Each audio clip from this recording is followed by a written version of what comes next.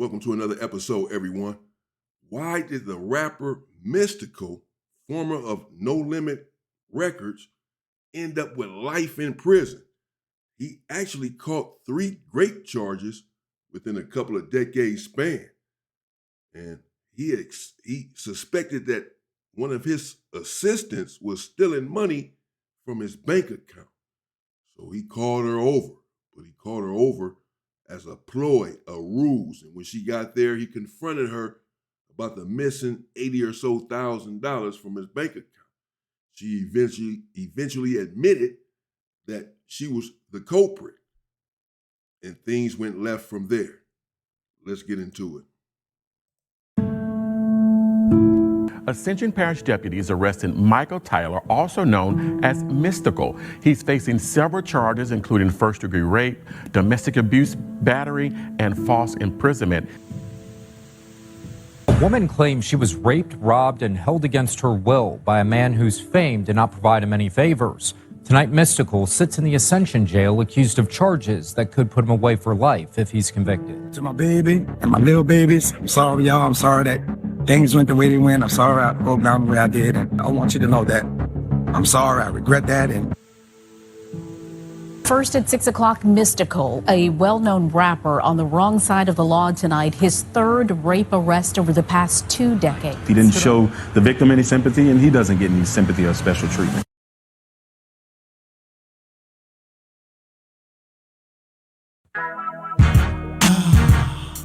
By now, it's widely known that Mystikal is no stranger to legal trouble. With a handful of charges, he is currently held without bail at Ascension Parish Prison. In this video, we'll break down what really went down in his cases and try to clear up any confusion. Stick around as we explore his run-ins with the law. Let's jump right in. I debut beating boy band groups. Better let me know what the hell y'all won't do. Either keep up or you can't. On July 3rd, 2002, Mystikal placed a call to his 40-year-old hairstylist, asking her to meet up with him at his home in Baton Rouge to do his braids. This was just a cover, as Mystikal had been suspecting financial misconduct from her, that she had been embezzling money from his bank account. When she arrived, Mystikal confronted her about the gaps in his bank account that amounted to $80,000. She started making up excuses, but they didn't add up. Mystikal became really frustrated and threatened to report her to the police if she didn't speak her truth. It was then that she admitted to cashing out unauthorized checks from his bank account. She was doing this for personal gain. Reasons for Mystikal's next move remain a mystery. Maybe he wanted to get her back for what she did. Maybe he saw it as an opportunity. He boxed her to 2 options. Either she was to have sex with him and they call it even, or get reported for the embezzlement of his funds. The woman reported complying out of fear of legal repercussions. Mystikal then rang his 2 bodyguards, Leland Ellis and Carter, and told them to come over to the house. Mystikal then commanded Ellis to tape him, having sex with her, but while the camera was turned off, reports say he got aggressive with her. When the camera rolled back on, Ellis and Carter were seen getting involved, and she's seen performing oral sex. She felt violated. It was clear to the point that Mystikal, by the help of his attorney, Gary Harvey, had to get her to sign an affidavit, which is a declaration that she consented to getting involved in group sex. This was a precautionary measure that came in handy in Mystikal's court hearing. On July 4th, she reported the incident to the police, but this was met by the signed affidavit. The woman, however, denied, saying she signed when she was in a state of confusion. Following these events, the police conducted a raid on Mystikal's residence, where they discovered the tape hidden in a safe. Subsequently, Mystikal, along with his 2 bodyguards, Carter and Ellis, were arrested in connection to the incident. On Thursday, July 18th, Mystikal was released on $250,000 bond and was to face mandatory life sentence in jail if convicted on the charge of aggravated rape. The extortion charges, which was basically the blackmail, carry a maximum sentence of 15 years. Mystikal then got a new attorney, J. David Borland, who after numerous meetings with the state prosecutor, was able to whittle the charges down to sexual battery in exchange for a guilty plea. In early December 2003, David Borland filed a motion to retract Mystikal's previous guilty plea to charges of sexual battery and no contest to extortion. The no contest to extortion meant that Mystikal was neither admitting guilt nor contesting the charges. Essentially, it was a way for him to accept the punishment. This is crazy, man. And what's so crazy about it, for me, obviously, I don't know, the logistics, the intricacies of this case, of this situation, other than what I'm hearing right now. I heard this all before. His hairdresser, assistant, what have you, called her over there. It was all a ploy, set her up because of some missing money. She eventually, as he just alluded to, admitted that she had taken the money after he threatened her with the police. And then it went all bad from there. He, according to this and according to prior reports, backed her into a corner, essentially saying, well, this is what you're going to have to do in order to call it even. And then had these two other dudes get involved. The thing that has always put me off is that Mystikal's sister, I remember when I was in prison reading about how she was killed by her boyfriend, who was abusive, domestic violence, and he ended up taking her out, the boyfriend, or a domestic violence dispute. So he has women in his family that he is close with that have been abused by men to the tune of losing their life. So I just would think that he would be someone who is in favor of women, or would be the last person to abuse a woman in this way, seeing it as to what happened to his sister. But he was arrested, at least 3 different times for this same charge, 3 different situations. Without officially admitting wrongdoing. The reason for this motion was the discovery that prosecutors had provided Judge Marabella with the videotape of the alleged sexual assault. Mystikal's lawyer felt that this new evidence could more negatively impact the case, leading him to seek the withdrawal of Mystikal's guilty plea. As part of their negotiation, the prosecutor agreed the tape would remain sealed and would not be admitted in the case as evidence. However, when the judge asked to see the videotape, the prosecution gave it to him to view.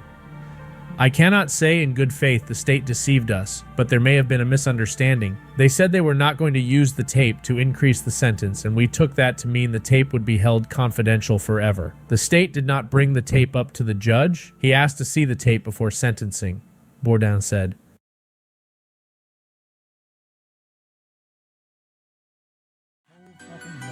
Out the bell, cause that bitch gon' need it. January 15th, 2004. Mystikal was sentenced to a 6-year prison term for sexual battery against his former hairstylist. The sentencing took into account Mystikal's 2 prior arrests for drug and gun possession earlier in his career. Judge Anthony also required Mystikal to register with the state as a sex offender. Under Louisiana state law, Mystikal was to be eligible for parole after 2 years behind bars. The judge criticized Mystikal's belief that he's above the law and that the plea deal spared him from a harsher sentence. Upon release, he was to face 5 years of probation with conditions, which, if he were to violate them, he would be going back in for up to 10 more years. Carter and Ellis also served 4 and 3 years respectively after pleading guilty. Surprisingly, Mystikal's second legal trouble was concurrent with the first, as when he was in prison, he faced 2 misdemeanor counts of failing to file tax returns for 1998 and 1999. The court, however, allowed him to serve the 1-year federal sentence concurrent with his 6-year state sentence. This denied him parole rights that he had after 2006, and so he went on to be released in 2010. After this, he thought the worst was behind him, and it was time to focus on his career, but 2 years later, he would be heading back to jail. February 22, 2012, Mystikal got into a heated argument with his domestic partner, leading to his arrest and a subsequent charge of domestic abuse battery, which basically means he used physical force or violence against her. The details of the argument are not provided, but this incident resulted in Mystikal being detained for 9 days before being released on bail. Later, on April 16th, he faced legal repercussions for violating the terms of his probation. Mystikal was sentenced to 3 months in jail, with credit given for the 9 days he had already served. This reduced his total confinement period to 81 days. and he began serving his sentence on May 14th at the East Baton Rouge Parish Jail. Around the time he left Cash Money Records, shortly after he would get arrested for another sexual assault in 2017. The story goes that on August 20th, 2017, Mystikal with a bunch of other people were hanging out. It was a small party and they were having a good time. The alleged victim in the charge, let's call her Serene, kept on ditching her boyfriend because she wanted to hang out with Mystikal the whole night. We went to the show, we all had a good time. She was ditching her boyfriend, be all up in hood ass and shit, man. You know what I'm saying? Some innocent people about to go to jail for something that your boyfriend done said. This angered her boyfriend, who in response reported a case of rape and kidnapping to the police the next day. A warrant for Mystikal's arrest was issued, but Mystikal turned himself in as he wanted to clear his name. He was subsequently charged with rape and held at the Caddo Correctional Center on a $3 million bond until February 14th, 2019, when he was able to post bond. Serene, on the other hand, had further backed her boyfriend's statement at the station. However, after investigations, on December 17th, 2020, the rape charges were dismissed due to lack of evidence. How's it feel? It feels good. It feels good. Just grateful for this opportunity to get my life back. You know, sometimes you gotta overlook the circumstances and build off his faith, man. You know, this thing could be a tomb where you're sitting there. So at least in that situation, things seem a little suspicious, a little suspect. Her boyfriend reported the Grape.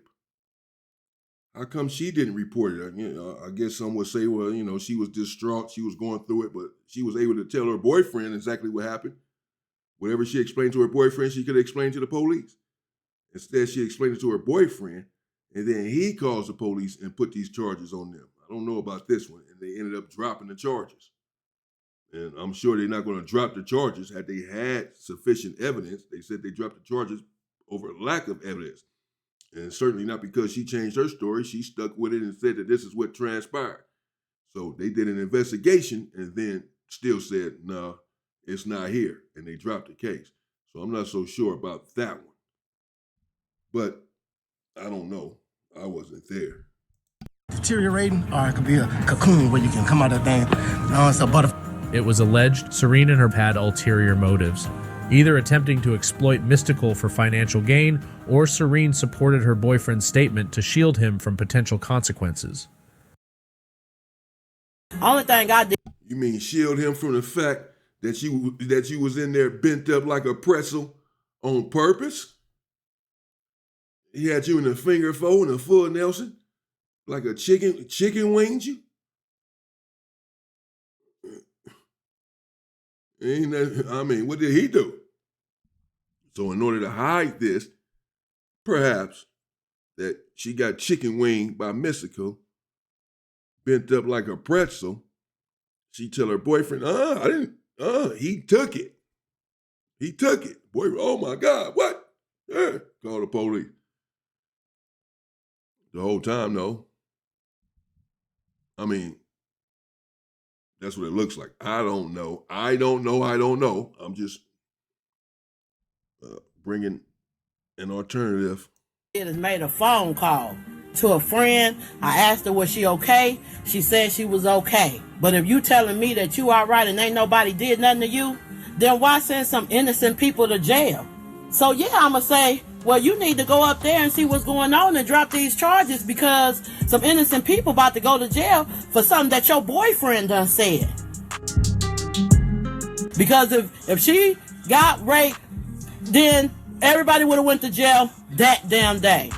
This last time, fam, the chick lied to her dude, bro. Dude, they was trying to get some money. They kept pushing his court date back. Every 3 months, he come to court, they push it back 3 more months. She not showing up to court, she in jail. She got a whole bunch of charges from theft, lying, prostitution. Ain't nobody saying nothing about that, though. Like, the media just keeps saying he a raper. After beating this case 18 months behind bars, Mystikal's popularity soared. He got more love and trust from fans and critics alike, but all that was about to change. In July 31st, 2022, Mystikal was arrested and faced a remarkable amount of charges. The story behind the charges was by far his most controversial. Not only did it involve his baby mama, but also the acts allegedly done in the incident.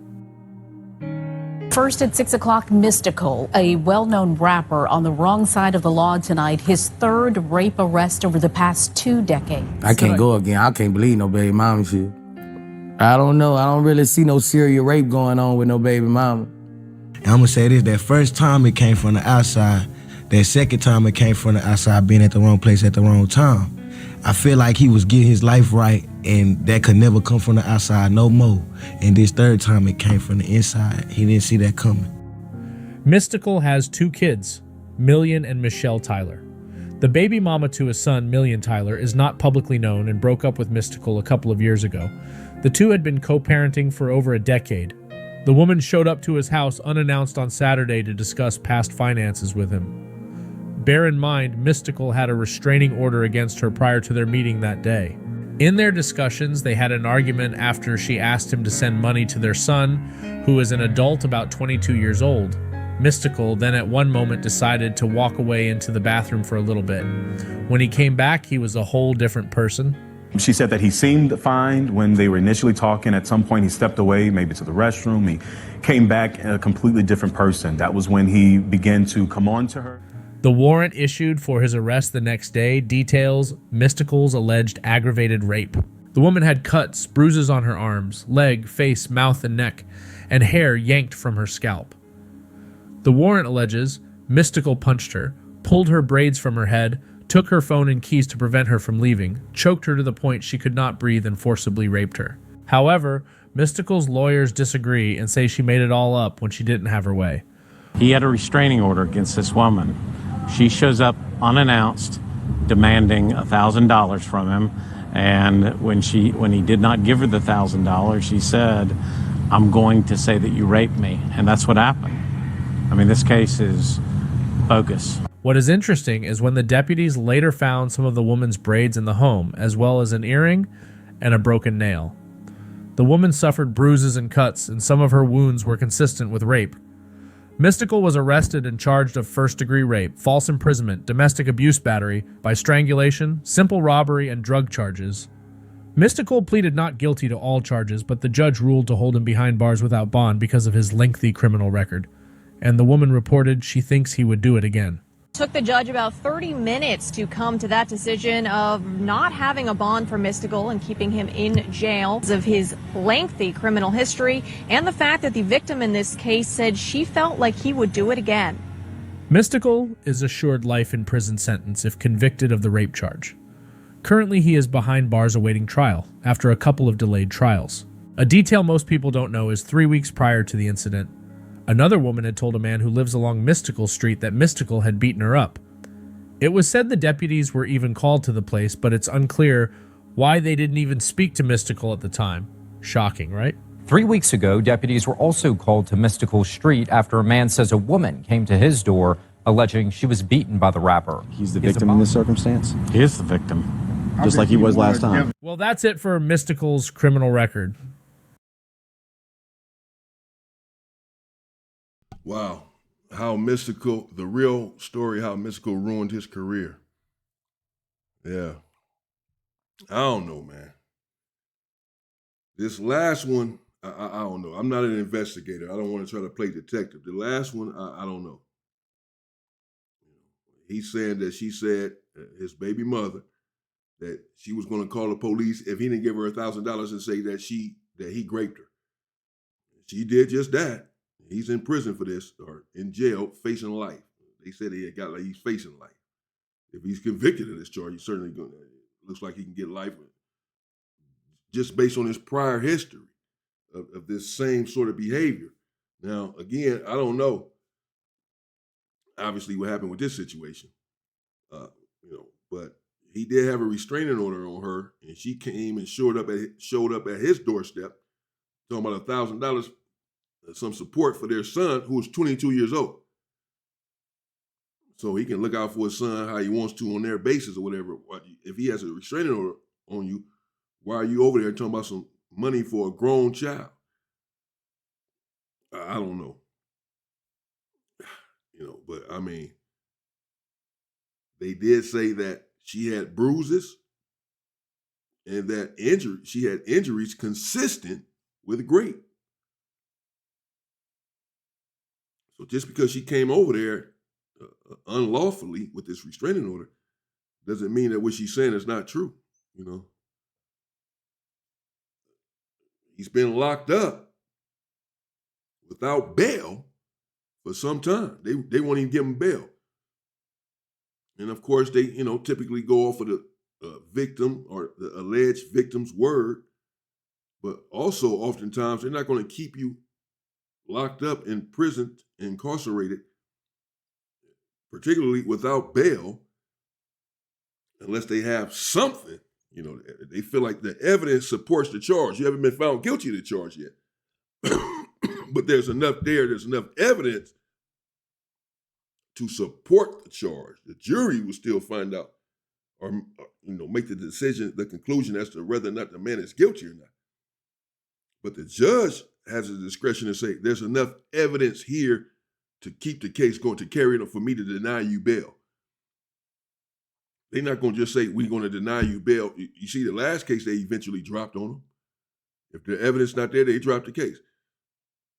So for them to still be holding him and holding him without bail, they feel like they have some evidence against him. And as I said, or as he said, her injuries were consistent with having been assaulted in this way. I don't know. I'm not trying to litigate the case. I'm not a detective. He's in there fighting the case right now, apparently, and we'll see what happens. This is indeed his third rape charge, even though the second one really seemed funny and suspicious. The first one, I don't know, he eventually pled guilty to some sort of assault and ended up getting 6 years and doing 2 years or whatever, and his bodyguards got 3 and 4 years. But, normally where there's smoke, there's fire. You keep getting arrested for the same thing. It's not a good look. But I don't know. Let me know what y'all think in the comments. Old Mystikal, man. I used to listen to his stuff back in the day. Stay safe and stay free, people.